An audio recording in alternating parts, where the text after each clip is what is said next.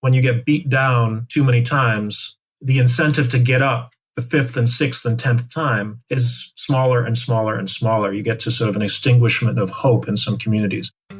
Hi, my name is Nadia Nagamutu, business psychologist, coach, speaker, and founder of Avenir Consulting, which creates organisational growth and success via inclusion and diversity. We've been discussing the benefits that diversity brings to companies' bottom line performance for decades with more and more evidence. But there are so many questions organisations still have about how to achieve it. How do you create a culture where people feel valued for their uniqueness and the qualities they bring? I believe it's crucial to the future success and sustainability of every organisation that they find the answer to this question to make sure that each employee is not only supported but also appreciated. With this podcast, I aim to get some of the key challenges to creating inclusive workplaces out in the open and start uncovering the solutions to embracing a culture that cares for everyone. I'm going to be having conversations with some of the most inspiring people in different countries and across industries who are pushing the boundaries on inclusion and diversity in the workplace, from topics such as parenting in the workplace, ethnicity, age, gender, mental health, and all things inclusion. I want to create a movement to change society through sharing life experiences and creating more empathy and connection. Why care? I believe that once we have organisations and societies that accept and value everyone for who they are, we become healthier, happier, and better in our roles, both inside and outside work. Hello, and welcome to episode 10 of the Why Care podcast. My name is Nadia Nagamutu, and I am your host. In this episode, I have the privilege of talking to the Chief Executive of SEO London, Andrew Fairbairn, a charity he set up in London which supports talented young people from ethnic minority and low socio-economic backgrounds to achieve career success. For me, this work is absolutely critical in creating equity in our society. They work with large corporates, acting as a bridge to connect them to disadvantaged young people who otherwise wouldn't even think of applying for jobs in their organisations. Together, we speak about why young people from underrepresented groups need such support, the cultural barriers, and how the SEO London model works as a virtuous cycle to achieve sustainable equity for the future. We also delve into the underlying reasons for the inequality presented by COVID. I really hope you get as much out of listening to Andrew's insights as I did. Enjoy.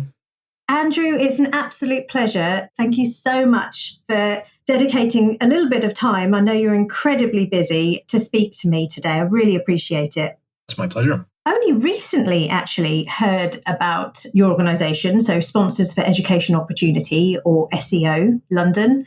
And to be honest, I was absolutely fascinated. A mutual colleague of ours put us in touch and I was just like, this is amazing work. And I just thought, I have to speak to you if you had the time, of course, and to learn more. So maybe you can tell me and everyone who's listening a little bit more about Sponsors for Education Opportunity London, and also your path to Chief Executive. Oh, sure. That's a long and winding road. It's a good story. We have a little bit of time, so I'm happy to launch into it. SEO London is a copy-paste of a predecessor model in New York that's been around for much longer. SEO New York was actually founded back in 1963. Kennedy was still president. The civil rights movement in the United States was in full flower. And the optimism and idealism of that moment in time got behind a program to get young people from tough New York City high schools up and into universities. That initiative carried on and did very well over a period of years until there was this sense in 1980 that a lot of the people who were beneficiaries of the program were getting into university, they were getting out of university and getting jobs, but they weren't necessarily getting those elite roles that really defined socioeconomic opportunity and progress for themselves, their families, and the communities they were coming from. So at that moment, a new program was born, which focused on summer internships at some of the leading investment banks on Wall Street in New York. From humble beginnings, 10 kids at, I think there were 4 banks that started it off. The program grew and grew and grew, and it really struck a nerve. And it was actually that program that I participated in back in 1995, when I think there might have been as many as 500 people on the program, up from 10. And so you found out about it from university? Did they come round to your university to promote it, or? It was word of mouth in my case. playing a late night card game with some friends. I can still remember it very clearly who was in the room, the cards flapping across the table, and being told, yeah, you should totally check out this SEO thing. It'll change your life. It's amazing, et cetera, et cetera. So I played it cool, of course, like, yeah, whatever. Okay, sounds good. But the very next day I went to the career center. I was like, what's this SEO thing? So it was back then, it was really pre-internet. So there was mailing, and I think emails had just sort of come online as a thing you could do. But I recall mailing in an application to New York and having a phone call and a phone interview, which was subsequently, there was an in-person interview where it was a really tough and stressful process to get into SEO at that time. Anyway, I somehow made it through, and that process got me an opportunity to be a summer intern at Lehman Brothers, which then yielded, down the road opportunities to work at UBS and then Deutsche Bank. And it was Deutsche that transferred me from New York to London one fateful day in sort of 1999. And having arrived in London, looking around, thinking, gosh, the SEO model could really work here. There are a lot of people who could benefit from it. The trading floor of Deutsche at the time and sort of the corporate offices at the time, I think, frankly, a lot today still. We're just deeply undiverse from an ethnicity perspective, at least. And so I thought, well, why don't we just do this? And just like New York in 1980, in London in 2000, we started with 7 kids at 5 banks, humble beginnings. And so that's where SEO came from. The thing that is most impressive to me about the model is that it moves beyond the classic Band-Aid model of community service and social intervention to be something that's actually sustainable on its own merit and yields if you do it right, a constant upcycling of opportunity for young people. I've done lots of community service in my life over the years, whether it's soup kitchen type work or cleaning up a community garden or that kind of activity, all of which is really good and important and helpful and so on. But what happens the second you leave that community garden, you leave that classroom that you may have given a talk at, things revert back to whatever they were before quite rapidly. With SEO, the model engages young people, creates opportunities for them, and instills in them this value of giving back. The mantra that we refer to again and again inside the organization is, it's not about you, it's about the people who come after you. It's the best thing about what we do, because it means that we can help some kid get a job at XYZ firm, but that's only the beginning of a relationship. That's like the minimum criteria satisfied. The rest is now, all right, you've made it, you're now doing M&A at Goldman Sachs, or it could be corporate law at Allen & Overy, or it could be sales and marketing at Google, or whoever we might be working with. But that's just the beginning. The next question is, all right, so now you're in. How can we help you succeed? How can we help you rise? How can we help you make it to the top of that organization? And moreover, who can you bring alongside with you? So who can you train up in the dark arts of how to be successful at your job so that we can pass that knowledge back to the next generation to create that sense of belief, sharing that information, and then turn that into skills development and, again, a recycling and upcycling of opportunity across individuals, families, communities, and when you do it for long enough, the society. I love that mantra. It's not about you, it's about the people who come after you. Because for me, it signals exactly what you're talking about, that the ethos, the systemic shift in the purpose of SEO London, which is we're not after a small change here. It's not just about one person. This is a ripple effect. We want a knock-on effect so that we create tidal waves of change, essentially, in society. And so how do you instill those values? How do you ensure that everyone coming through the programs and everything that you set up within SEO London? Because I know you work in schools, I know you work at university level, and I know you've got some alumni. So how do you ensure that you've got that tidal wave starting? We spend a lot of time trying to ensure that we communicate that value. You've got to start somewhere. So we talk a lot about values. We talk a lot about mission. The truth of the matter is we don't get 100% results on this. There's always some kid who's excited to get the job, get the money, get the Ferrari, and drive off into the sunset.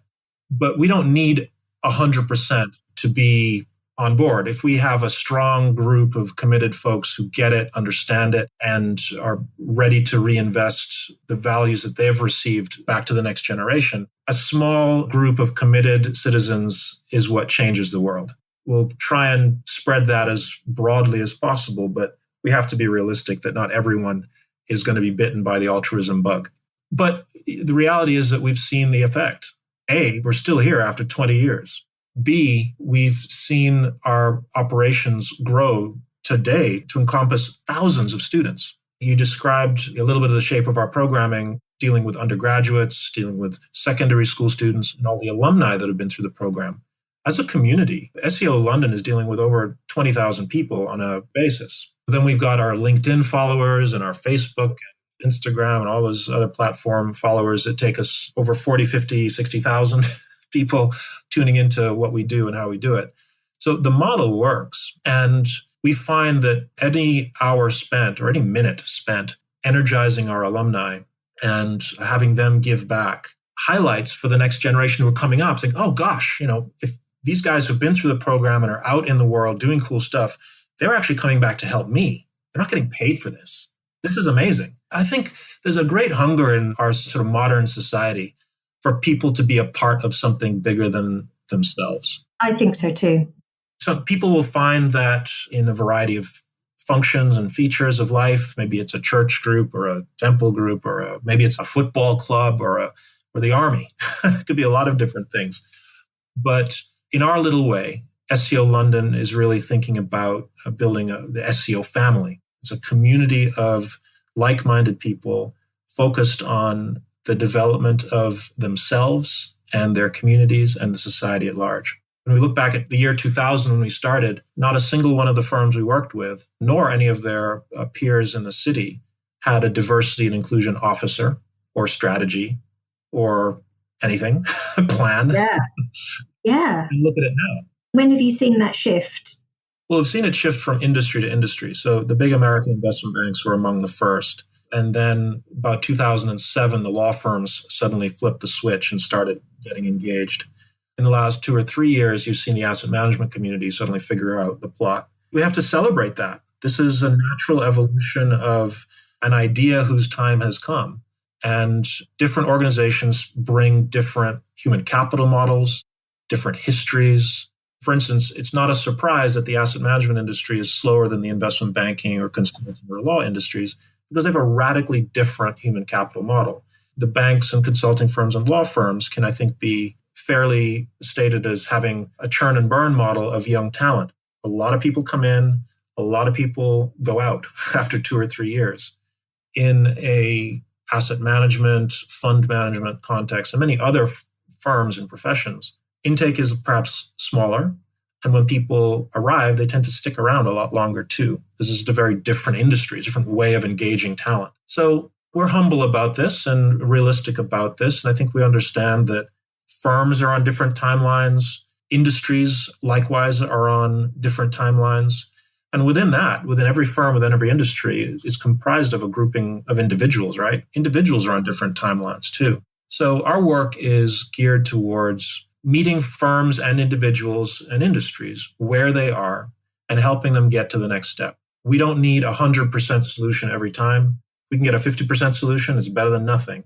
And we know that with time, if we just continue to press and encourage and challenge and motivate and find value on both sides of the equation, it'll take some time, but we've got some time. We'll get there. Yeah. I'm curious about the last 20 years. So, SEO London has been going for, as I say, 20 years now. And that critical need that young people from underrepresented or disadvantaged groups needed over here 20 years ago. What sort of shift have you seen? And I'm hoping it's a positive one, but to what extent have things improved from 20 years ago to now in terms of the need, or maybe it's a different type of need? Just curious about what you've seen. One of the biggest shifts is just the move from a very niche topic talked about and thought about and acted upon by a few firms. That level of engagement has now gone mainstream. So any firm worth its salt of any size, even a lot of smaller firms, are now thinking about this and talking about this and trying to find solutions for this. That's a huge sea change in the underlying society. And I think we can only call that positive. So are you finding it easier to get in with organisations to talk about SEO London's work, to influence for them to offer places to some of the people on your programmes? Oh, absolutely. I don't sell, actually. I mean, we take inbound interest. Just last night, I think I had 2 new firms. Wow. So this is not a problem of firms no longer interested in the topic. Firms are falling over themselves to deal with this. And as I say, that's only positive.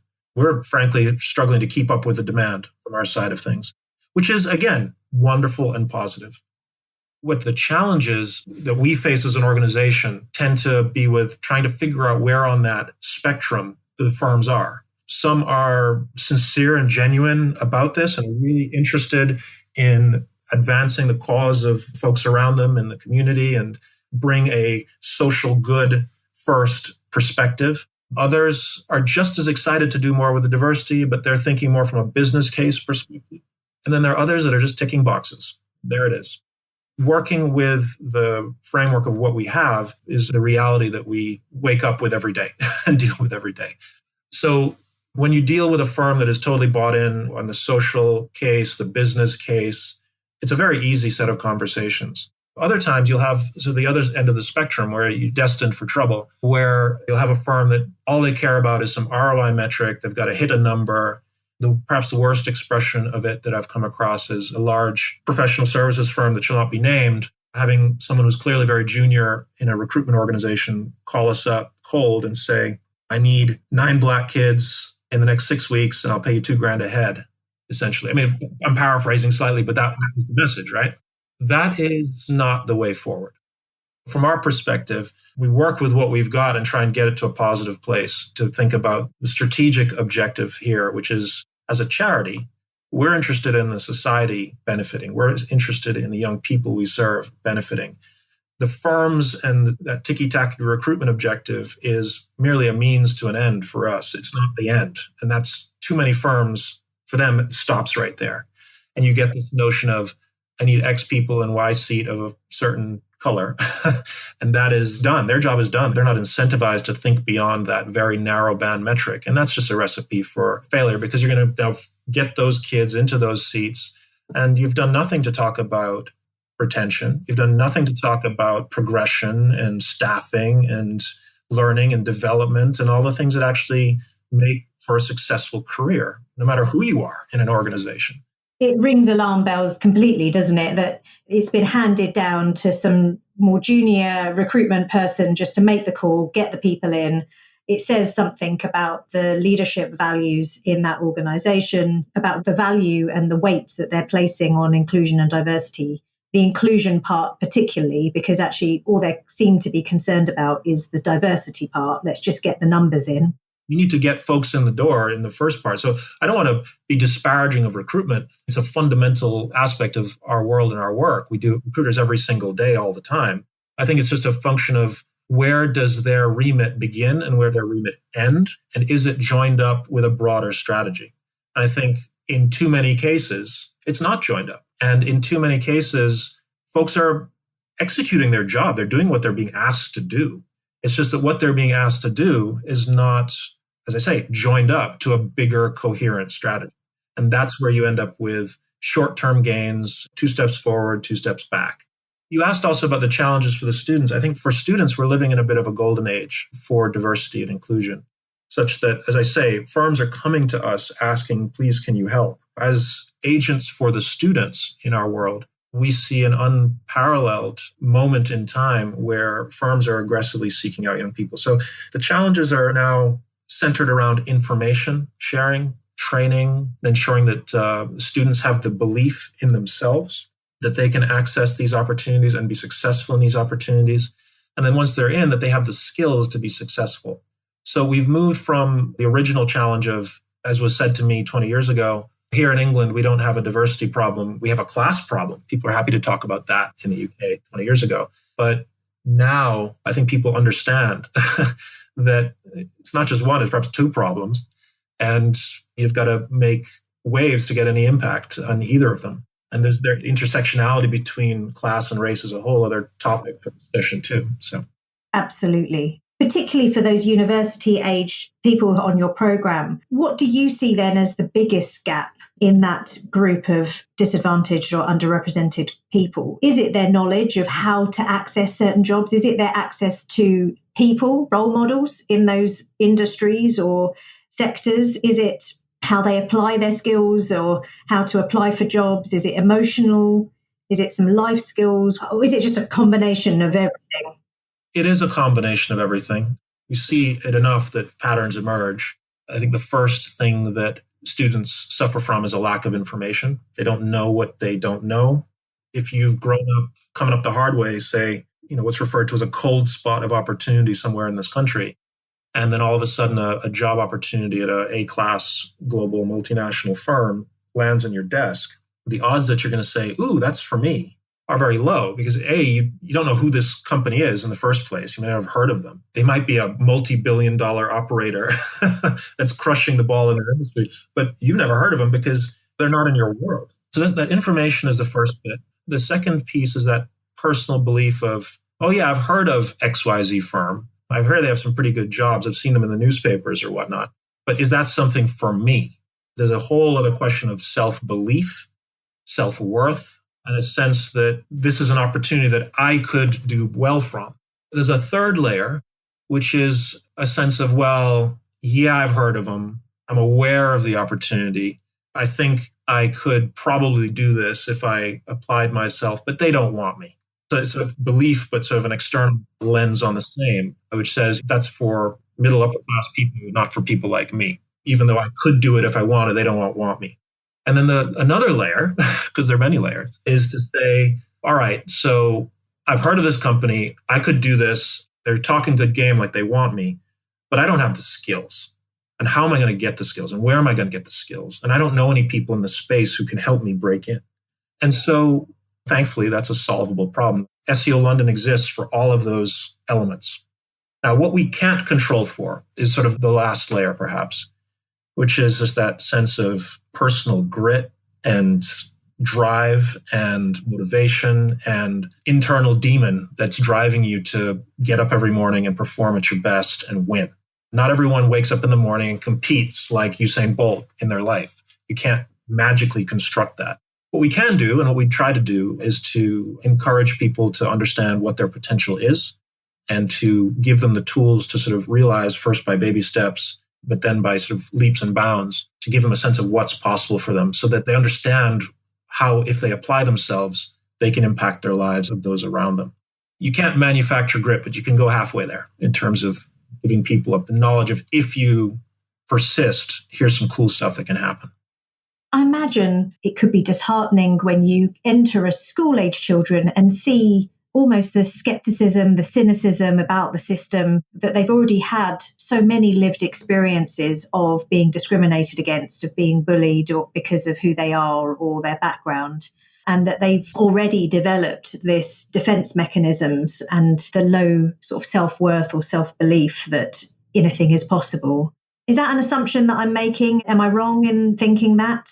Well, no, I think it's quite real. It does evidence itself in different ways, in different populations, in different geographies. I think you'll find some particularly immigrant populations are gung-ho. A lot of self-belief, expectations that, I'm going to own this, I'm going to win this. And I think I see that deficit of self-belief, frankly, showing up more in non-immigrant communities or maybe second or third generation communities, or for that matter, white, British, European heritage kids.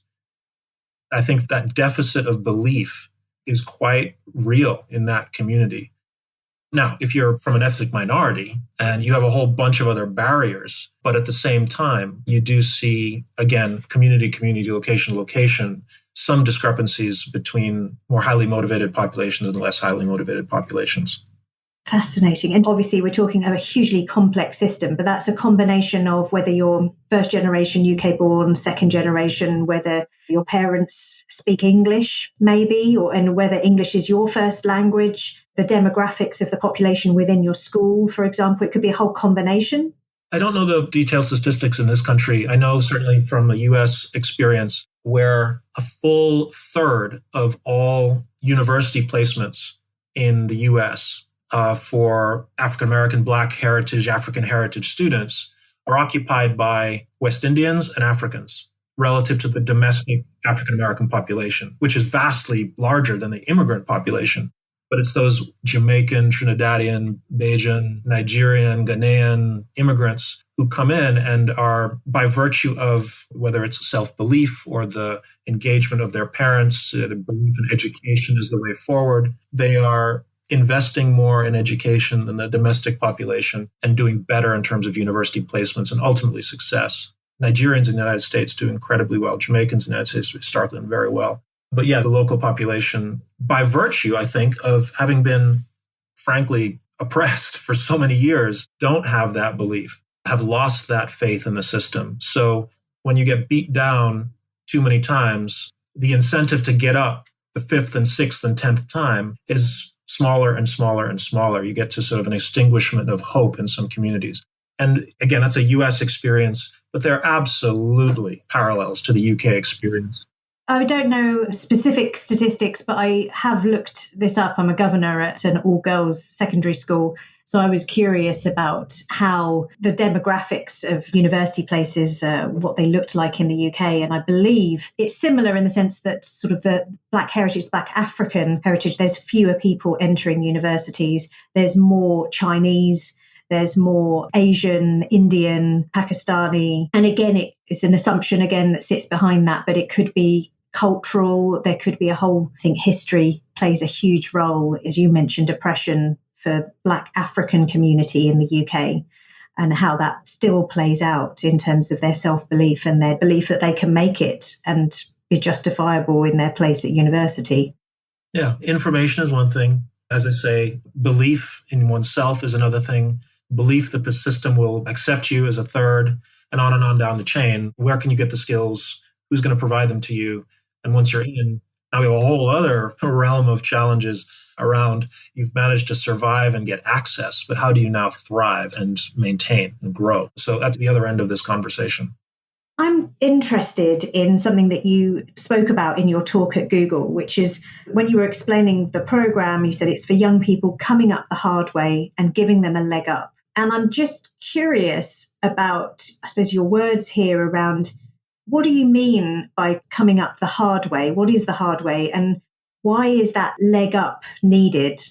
Well, I think it reflects some of what we've been saying here. It's coming up the hard way. It could be a lot of things, but in our world and in our work, that is going to be translated as deficits in information, deficits in belief, deficits in opportunity, deficits in social capital. What I'm getting at, I suppose it's hard to measure, isn't it? How do you avoid the backlash of a positive action program and initiative like SEO London? Clearly, I get it, but not everyone does, that there is a deficit, that something isn't balanced here. The conversation for the most part has moved on, but as the sort of diversity and inclusion agenda, so to speak, has become mainstream, it's more exposed to more people. So I think you always have some form of people scratching their heads about why are we talking about this? Back in 2000, I remember when we started, we kept a very, very low profile because the culture was not ready for what we were doing. So we didn't talk about it. And I remember getting the occasional email or call from somebody saying this is reverse discrimination and blah, blah, blah. So what we did was like, well, listen, we're people who need to know about us are going to know about us. People who get it are going to get it. People will be served. And for many years, that's how we operated. And it was only after a number of years that we started to poke our head over that parapet and say, the world has actually changed. Let's go spread the word. And the mainstreaming of diversity and inclusion, it's created two countervailing factors. One is more people get it. More people are up for it. More people are excited to impact the world around them in a positive way.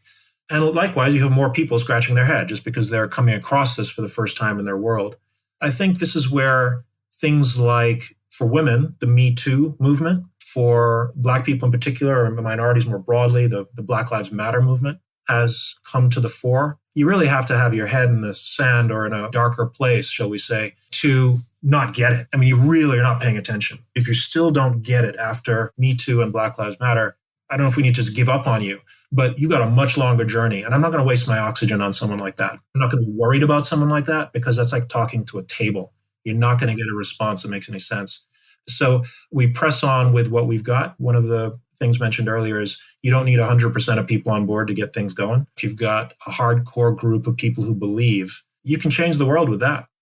Yes, because I come across these sorts of conversations on a small scale where you're right, people are processing these new concepts, for them, new concepts for the first time. Privilege, sort of structural advantage, intersectionality, all of the things that we understand, and how to create equity in the system and that distinction between equality and equity. It's fascinating to see people's responses sometimes because it's an incredibly emotive subject, isn't it? It makes people feel like either something exists that they weren't aware of and maybe they've played a role in reinforcing it, or hang on a second, I'm not sure I quite agree with this because isn't our system based on meritocracy? So everyone should get a place in an organization for who they are, the qualities and the skills that they bring rather than the color of their skin. So there's a lot of confusion and emotion around it is what I find. Yeah, as you'd expect, for sure. And that being said, the facts are facts and disadvantage is rife. And we can talk about saying that we live in a meritocracy today. But again, you'd have to be coming from a point of very poor information and perspective to not be able to see plain on its face that we don't live in a meritocracy. Are you kidding me?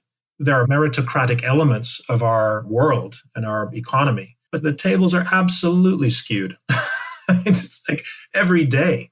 And so this argument against positive action or affirmative action, you might say in the States, that is missing so much of the reality of our lives that I've come consistently amazed that there's still people who don't get it. I'll give an example of France today. So take it away from the UK. I think France is suffering from an existential challenge at the moment where they believe sincerely in these notions of liberté, égalité, fraternité. And to that, I have to add, what's missing is reality. They're missing a key element of the puzzle, which is we can live in a world of ideals, and the French are really good at ideals. But when it comes to life on the ground, just take a look at the French society. And you see the banlieues outside of Paris, a huge swath of the population just not integrated at all into the life of the community. Those words, grand ideas, could add to that meritocracy and free markets and all those things. These are wonderful ideas, wonderful theories, wonderful principles, but they have to be meshed with reality at some point. And to ignore reality is, for as long as some people have, is a mental illness, frankly. It's a delusion. So for those organisations, certainly the people who are listening, now 2020 has been an incredibly tough year, obviously COVID being the main thing that people have been talking about this whole year. Leaders have struggled in many ways just to figure out their way, navigate their way through 2020 and even think about 2021. So with those restricted resources, time, what would you say to them in terms of why it's still important, nevertheless, despite all of the other challenges, to be focusing on programs like SEO London? COVID needs to be addressed in its own right. It's a fundamental challenge to society and the health of the community. And so it sits in its own world as a priority for folks to deal with. And it is indeed one of the biggest things we're dealing with in the world today. But that's not to say that there are not a lot of other things going on in the world today that need to be addressed at the same time. To focus on the intersectionality between race, ethnicity, and COVID as a starting point, folks who are coming up, let's say, the hard way in communities that are systemically disadvantaged, those are the folks who are going to be living in the most polluted areas. Those are the folks who are going to be working in jobs where they can't, like I do, work from home, a safe, clear space where I don't have to get on the tube if I don't need to get on the tube. People are just going to be more exposed. Nurses, bus drivers, people who are essential workers in our system, many of them are coming from backgrounds that are going to be ethnic minorities and so on, and they're more exposed to COVID. Their living situations, they may be having more people, multi-generations living in the same home because, frankly, they can't afford to be living in some spacious place with a garden. To divorce the two is to miss part of the point. To say that there is a choice between one and the other is to create a false choice in my mind. You don't deal with COVID by not dealing with ethnic matters. They're hand in glove. And there's any number of other arguments that where there's less overlap with COVID specifically that you could still say, well, we still have to deal with the greenhouse gases, and we still have to deal with war and poverty and malnutrition and. So COVID obviously needs all of our attention. We all need to be working to get rid of that. And on balance, that needs to be a center of focus. But to say that it's not linked to the others or it's a choice of focus, I think is perhaps an unnecessary split. Yeah, and that's very well put, actually. So we're coming towards the end of our conversation. It's whizzed by. I'm wanting to make sure that organisations know if this is the first time they're hearing about SEO London, despite I know that you do an incredible job of getting your name out there, but it's possible people are hearing this for the first time. How do organisations get in touch with SEO London to talk about being part of the programmes and supporting the ethnic mobility that you're offering? Thank you for asking. Certainly, the simplest and easiest way to get in touch and learn more about what we're doing is via our website. So that is SEO-London.org. So SEO-London.org. And our contact information is there. We typically get loads of emails into our info@SEO-London.org inbox on a daily basis. And certainly folks can reach out to me directly. It's just andrew.fairbairn@SEO-London.org. On social media, are you active, or is SEO London active? Oh, sure. I mean, we're on LinkedIn. I think we're at 42,000 followers on LinkedIn. That's probably our primary outlet. For those who are more Instagram oriented, we have all manner of sort of live streams there. We have a Facebook page, and I'm being told that we need to have a Snapchat presence, but I haven't downloaded that one yet. We'll get there one of these days. Yeah, it takes a while, doesn't it, to sort of immerse yourself in the social media world and figure out what platforms everyone's using. But that's fantastic. Thank you so much, Andrew, for sharing all of your insights today, sharing about the program, sharing about your path, sharing about the systemic issues that we still face in the UK, and all the amazing work that you're doing at SEO London. My pleasure, and shows like this are really adding to the conversation and broadening awareness and getting more people involved, and it's a pleasure to be a part of it. Thanks very much. Thank you. Well, everything that Andrew and I've spoken to today is going to be available on the show notes page, the usual place, avenirconsultingservices.com under podcasts. Andrew, I look forward to speaking to you again very soon, I hope. And if anything I can do else to support, then let me know. Great stuff. Let's go change the world. That concludes episode 10 and season 1 of the Why Care podcast. We covered a lot of ground there. I loved how Andrew crushed the concept of meritocracy, and also his pragmatic approach to those who are still in denial that inequity exists in our system. He's right, we don't need 100% to get things going. With just a few, we can change the world. So powerful and so true. Do let Andrew and I know what you thought of today's show. You can find me on LinkedIn and Twitter with the handle @NadiaNagamutu. As always, I really appreciate your support of this podcast through leaving a review on whatever platform you're listening and spreading the word by sharing it with your friends and family. Huge thanks to Mauro Kenji for editing his podcast and Erin Ferry for supporting with the show notes.